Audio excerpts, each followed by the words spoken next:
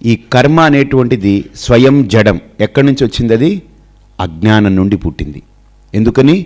అజ్ఞానం వల్ల వెలితి వల్ల కోరిక, ఆ కోరిక వల్ల కర్మ. సో ఇంత ప్రాసెస్ జరిగింది. అటువంటి కర్మని ఎందుకు మనం యాక్సెప్ట్ చేయాలి? రిజెక్ట్ చేసేస్తాం. ఈ కర్మ వల్లే కదా అంత బంధం. అందుకనే శాస్త్రం కూడా అంటుంది, ఒక మనిషి పుట్టడానికి కానీ అతని యొక్క జీవన స్రవంతి అలా కొనసాగడానికి కానీ ఇవన్నీ కూడా కర్మలే వీటికి కారణం. సో ఏమిటది అని అంటే ప్రారబ్ధం అనే కర్మ, సంచితం అనే కర్మ, ఆగామి అనే కర్మ. కర్మాణి త్రివిధాని. కర్మలు 3 రకాలు. 1 ఆగామి కర్మ, 2 సంచిత కర్మ, 3 ప్రారబ్ధ కర్మ. సంచితం అంటే సమ్యక్ చితం, బాగా వెల్ కలెక్టెడ్ అనమాట. ఎన్నో జన్మలుగా కలెక్ట్ చేసి పెట్టుకున్నాం. అంటే ఇప్పుడు మన పెరట్లో మామిడి చెట్టు ఉందనుకోండి, మామిడి కాయలు ఏవైతే ఉన్నాయో, ఆ పక్వానికి వచ్చినటువంటి కాయలు ఏవైతే ఉన్నాయో, ఒక 20 కాయల్ని కోసి మనం పెట్టుకుంటాం. దట్ ఈజ్ సంచితం. అన్ని మామిడికాయలు ఏవైతే ఉన్నాయో 20 నేను సంచిలో పెడితే, వాటికి గడ్డి పెట్టి మగ్గ పెట్టినప్పుడు నెక్స్ట్ డే చూస్తే దాంట్లో నుంచి ఒక 3 అథవా 4 పళ్ళు కింద తయారయ్యాయి.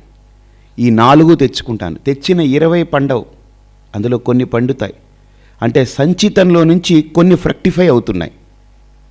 Fruits which are collected by me and among them some fruits are fructified. నేను కలెక్ట్ చేసి పెట్టుకున్నటువంటి పళ్ళల్లో నుంచి కొన్ని పక్వమయ్యాయి, వాటిని తెచ్చుకుంటున్నాను. అది ప్రారబ్ధం. ఇప్పుడు తింటున్నాను. ఈ తింటూ ఏం చేస్తా అంటే మామిడికాయ నోట్లో పెట్టుకుంటూ తింటూ మామిడి పండుని ఇలాగ జ్యూస్ తీస్తూ మళ్ళీ పెరట్లోకి వెళ్తాడు. వెళ్ళి చూస్తాడు, ఇది పరువుకు వచ్చింది, ఇది పరువుకు వచ్చింది, కట్ చేయరా అంటారన్నమాట. కట్ చేయిస్తాడు. అంటే ఈ కట్ చేసినప్పుడు ఒక 9దో 10దో మళ్ళీ మగ్గేయడానికి కాయలు రెడీ అయ్యాయి. దీన్ని ఏమంటారంటే ఆగామి అంటారు. అంటే రాబోయేదన్నమాట. వెనకాల ఇంకా ఉన్నాయి, 20లో 4 మగ్గాయి, దాన్ని తింటున్నాం, ఇప్పుడు భోగం చేస్తున్నాం, అనుభవిస్తున్నాం. దీన్ని ప్రారబ్ధం అంటారు. ఇంకా వెనకాల ఉన్నాయి, 16 ఉన్నాయి, దాన్ని సంచితం అంటారు. అలాగనే తింటూ ఇంకా కొన్ని కలెక్ట్ చేసి లోపల పెట్టాడు, దాన్ని ఆగామి అంటారు. అలాగనే మనకు అనేక జన్మ సంప్రాప్తము ఎంతుందో మనం వెనకాల తెలియదు ఆ మూటలో. అందులో కొంత పక్వమైతే ఇప్పుడు తెచ్చుకున్నాం, ఇప్పుడు అనుభవిస్తున్నాం ఈ జన్మలో. ఇప్పుడు అనుభవిస్తూ ఏం చేస్తున్నాం? కొత్త కర్మలన్నీ తయారు చేసి మళ్ళీ మూటలోకి పంపుతున్నాం, ఆగామి. ఈ 3 రకాల కర్మలు అంతే. అర్థమైందా మీకు? ప్రారబ్ధము అంటే ఇప్పుడు ఉపభోగం, ప్రజెంట్, వర్తమానం నేను అనుభవిస్తున్నాను. సంచితం అంటే సంచి అని అర్థం అనుకోండి, ఒక రకంగా సంచిలో ఉన్నాయన్నమాట, మూట. అది ఎన్నున్నాయో మనకు తెలియదు. అందుకనే మహాత్ముల యొక్క అనుగ్రహం ఉంటే కనుక గురువుని సర్వే సర్వత్ర సమర్పణ భావనతో చేస్తే, ఇప్పుడు సపోజ్ వాడు మొద్దుగా బండగా ఉన్నా గురువు అనుగ్రహంతో పరివర్తన కలుగుతుంది అనేటువంటి మాటకి నేను ఇక్కడ టెక్నికల్గా ఏం చెప్తానంటే, ఇప్పుడు ప్రారబ్ధంలో వాడికి ఉండకపోవచ్చు, కానీ ఆగామిలో వాడికి ఏదో జన్మాంతర సుకృతాలు ఉంటాయి, ఇంకా ఫ్రెక్టిఫై అవ్వదు. కానీ గురువు అనుగ్రహంతో అవి రెడీమేడ్గా ఫ్రెక్టిఫై అయ్యి వీళ్ళలో మార్పు వచ్చేస్తుంది. ఒక గురువు అనుగ్రహం ఉంటే మార్పు వస్తుంది. కానీ ఆ గురువు అనుగ్రహం ఉండాలి అని అంటే లోపల ఆ గురువుని నిష్టగా అంత అంకిత భావంతో ఆ కమిట్మెంట్ ఉండాలి. నాకు నిజంగా చెప్పాలని అంటే నాకు గురువు తప్ప రెండోది లేదు. నాకు ఆయనంత ఉపాసన చేస్తాను. ఆయనంటే ఇంకా నాకు శారీరకంగా, మానసికంగా, వాచికంగా ఆయన ఉపాసన చేస్తూ ఉంటాను. ఆయనంటే అంత ప్రాణం, కమిట్మెంట్. ఆ కమిట్మెంట్ వల్లే ఇదంతా కలుగుతుంది. నా ప్రారబ్ధంలో ఏముందో లేదో తెలియదు, బట్ ప్రారబ్ధంలో లేనిది కూడా గురువు మార్చగలడు అని అంటే అర్థం ఏంటనంటే, గురువు తన యొక్క అనుగ్రహంతో ఆగామిలో కానీ ఇది సంచితంలో ఉన్నటువంటి కర్మల్ని కూడా ఫ్రక్టిఫై చేయించి ఆయన అందివ్వగలడనమాట. లేనిది ఇవ్వలేరు, కానీ ఉంది, కానీ అది ఇంకా ఫ్రక్టిఫై అవ్వలేదు. ఈయన అనుగ్రహంతో ఫ్రక్టిఫై అయిపోతాయి. అవే అవకాశాలు కూడా ఉన్నాయి. కాబట్టి ఇటువంటివి ఆలోచిస్తూ పోతుంటే కొన్ని మనకు అందవు. అందుకని కృష్ణుడు గహనా కర్మణో గతి అంటాడు. ఆయన ఈ కర్మ యొక్క గతి చాలా లోతైంది, నువ్వు నేను కూర్చొని ఇలా మాట్లాడుకుంటే కుదరదయా అని. సరే, ఇన్ని ఉన్నాయి ఈ 3 రకాల కర్మలు. ఈ ప్రారబ్ధాన్ని అనుభవిస్తూ ఉంటాం. అనుభవిస్తూ ఒకరోజు ఈ ప్రారబ్ధాన్ని పడేస్తాం. మళ్ళీ సంచితంలో రెడీ అయి ఉంటుంది, ఫ్రక్టిఫై అయిపోయి మళ్ళీ ఇంకో ప్రారంధాన్ని ఇస్తుంది, మళ్ళీ కొత్త జన్మ. దానికి సరైన ఉపాధి, దానికి కావాల్సిన మనుషులు, దానికి కావాల్సిన పరిసరాలు. ఇప్పుడు తణుకులో మీరు పుట్టారు, ఈ శరీరము మీకు ఇవ్వబడింది, ఈ ఊరు మీకు ఇవ్వబడింది, ఆ ఇల్లు మీకు ఇవ్వబడింది, ఈ తల్లిదండ్రులు మీకు ఇవ్వబడింది. All the given background is given to you. All the background that you are enjoying, undergoing, that is given to you. అంతే. ఈ ఉపాధి నాకు ఇవ్వబడింది, ఈ తల్లిదండ్రి నాకు ఇవ్వబడింది, ఆ ఇల్లు నాకు ఇవ్వబడింది, ఈ పరిసరాలు ఇవ్వబడింది, ఇవన్నీ నాకు ఇవ్వబడ్డాయి. ఇస్తూ నన్ను ప్రవృత్తుణ్ణి చేస్తుంది.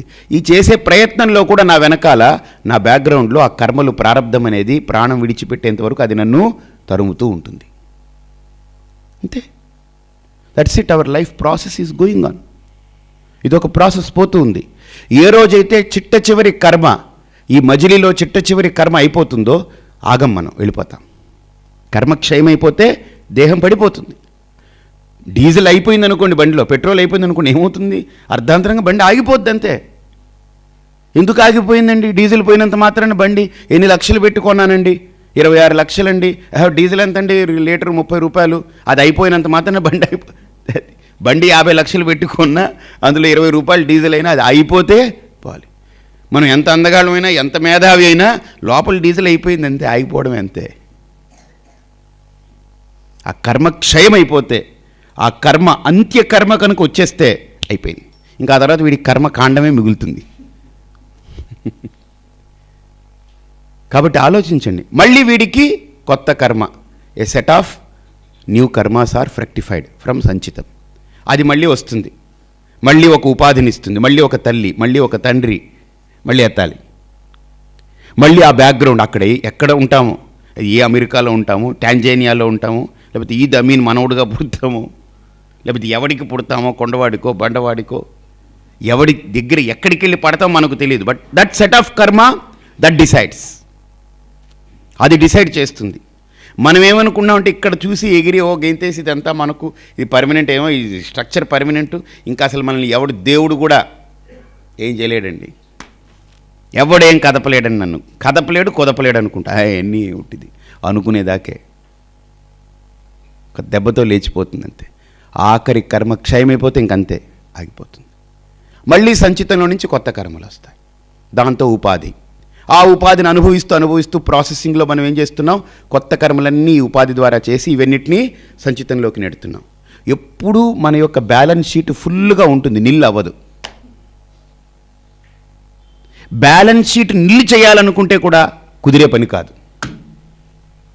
ఇప్పుడు ట్రాన్సాక్షన్ ఎప్పుడండి, మన ఇద్దరం ఇప్పుడు మీకు నాకు ఒక బ్యాంకు దగ్గర మీరు వెళ్ళారు, ఒక వ్యవహారం చేశారు, ట్రాన్సాక్షన్ చేస్తున్నారు. ఎప్పుడు బ్యాంక్కి మీకు ట్రాన్సాక్షన్ కట్ అయిపోతుంది? మీకు వాళ్ళకి మధ్య ఆ వ్యవహారం ఎప్పుడు కట్ అయిపోతుంది? మీరు వాళ్ళ దగ్గర నుంచి తీసుకున్నటువంటి డబ్బు పూర్తిగా చెల్లించిన తర్వాత వాళ్ళు మీకు లెటర్ ఇస్తారు, అయ్యా మన ఇద్దరి మధ్య జరిగినటువంటి ఈ ఒడంబడిక చక్కగా సాగిపోయింది, హాయిగా జరిగింది, మీరు అన్నీ క్లియర్ చేశారని ఒక లెటర్ తీసుకుంటాం. అలాగనే వాళ్ళ దగ్గర మనం పెట్టినటువంటి కాగితాలు, దాన్ని ఏమంటారు, నకళ్ళు, అవి ఇవి నక్కల్ కక్కల్ ఏవో మొత్తం మీద ఇన్ని వాళ్ళు కక్కుతారు, ఇచ్చేస్తారు మనకు, దాంతో వ్యవహారం క్లీన్, పక్క పడతాం. కానీ అలాగ ఇక్కడ మనం ఒకవేళ ప్రయత్నం చేసి, ఏమండి నాకు మళ్ళీ కర్మ అంటూ ఉంటేనే కదా నేను మళ్ళీ పుడతాను, అసలు కర్మలే లేకుండా మొత్తం అన్నిటిని నిల్ చేసి పడేస్తాను, ఇది కుదరదు, ఇది నెవర్ ఎండింగ్ ప్రాసెస్. ఇది ఇలా చేస్తూ ఉంటాం, పుడుతూ ఉంటాం, మళ్ళీ చేస్తూ ఉంటాం, అవి వెనకాల సెట్ ఆఫ్ కర్మస్ అలా పెరిగిపోతూ ఉంటాయి. కాబట్టి ఇక్కడ రమణ మహర్షి చాలా అద్భుతంగా ఈ కర్మ యొక్క వాస్తవికతలు చెప్తూ, ఈ కర్మలు బంధిస్తున్నాయి, కర్మ బంధానికి కారణం అని చెబుతూ ఆయన కర్మలు వదిలేయండి అని చెప్పలేదు. మనకు వెంటనే అనిపిస్తుంది బంధించేది కర్మ కదా, వదిలేద్దామని. కానీ ఆయన అన్నారు కర్మలు వదలడానికి లేదు.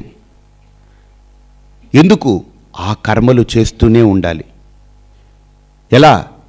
నహి కశ్చిత్ క్షణమపి జాతుతిష్టతి అకర్మకృత్ కుర్వన్నేవేహ కర్మాణి జిజివిషేచ్ఛతకం సమాహ. ఉపనిషత్తులు కానీ మన శాస్త్రాలు కానీ ప్రతిదీ కూడా చాలా కీలకమైన అంశాలను ముట్టుకొని చెప్తున్నాయి. ఇప్పుడు మనం దేనివల్ల పుట్టాం? ఒక కర్మ మన జన్మకు కారణం. మనం ప్రాణం విడిచిపెడుతున్నాం అంటే దేనివల్ల విడిచిపెడుతున్నాం?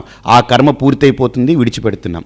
కాబట్టి పుట్టుక కర్మ వల్ల, ప్రాణం పోవడం కర్మలో పోతుంది. కాబట్టి ఈ మధ్యలో కూడా ఈ కర్మే మనకు ఆధారం. కాబట్టి కర్మలు వదిలేస్తానంటే కుదరదు. అంతేనండి. ఏ కారణమైతే నా జన్మకు అయిందో, ఏదైతే నా మరణానికి కారణమైందో అదే నా జీవితానికి కూడా కారణం, ఆధారం. నేను పుట్టడానికి కారణం కర్మ, నా ప్రాణం పోవడానికి కారణం కర్మ, అలాగనే నా జీవితం కొనసాగడానికి కారణం ఏంటి? అదే కర్మ. There is no new factor. నా లైఫ్కి వేరే కొత్త ఫ్యాక్టర్ ఏం లేదు, ఇదే ఫ్యాక్టర్. ఫ్యాక్టర్ అంటే ఏంటి? కారణం, హేతు. కాబట్టి బాగా ఆలోచించండి. కాబట్టి ఇప్పుడు మనం ఏమనుకుంటామంటే బాగా ఈ కర్మలన్నీ వదిలిపాడేద్దామండి, ఎన్ని బంధాలు అనుకుంటున్నాం. శాస్త్రం అంటుంది కురువన్నే వేహ కర్మాణి జిజీవిషేచ్ఛతగం సమాహ. ఉపనిషత్ ఈశావాస్యం అంటుంది.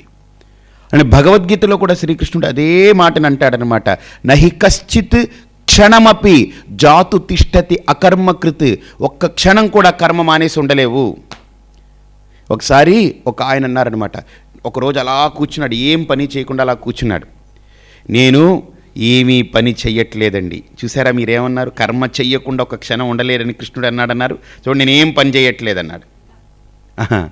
నేనన్నాను, ఏమీ పని చెయ్యటం లేదన్నావు కదా, అది పెద్ద కర్మ. పని చెయ్యడం చిన్న కర్మ, పని చెయ్యకుండా ఆపుంచడం ఏంటి?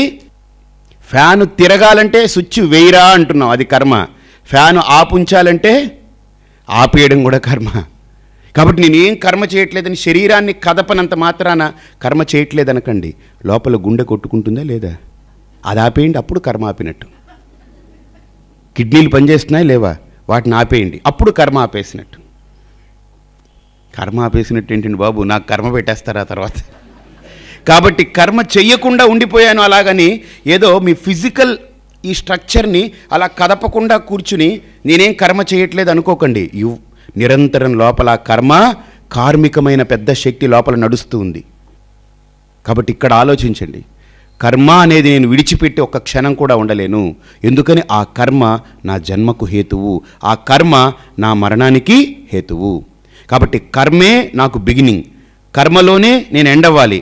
కానీ ఈ మధ్య భాగం అంతా కూడా, ఈ సాగిపోయేదంతా కూడా కర్మ.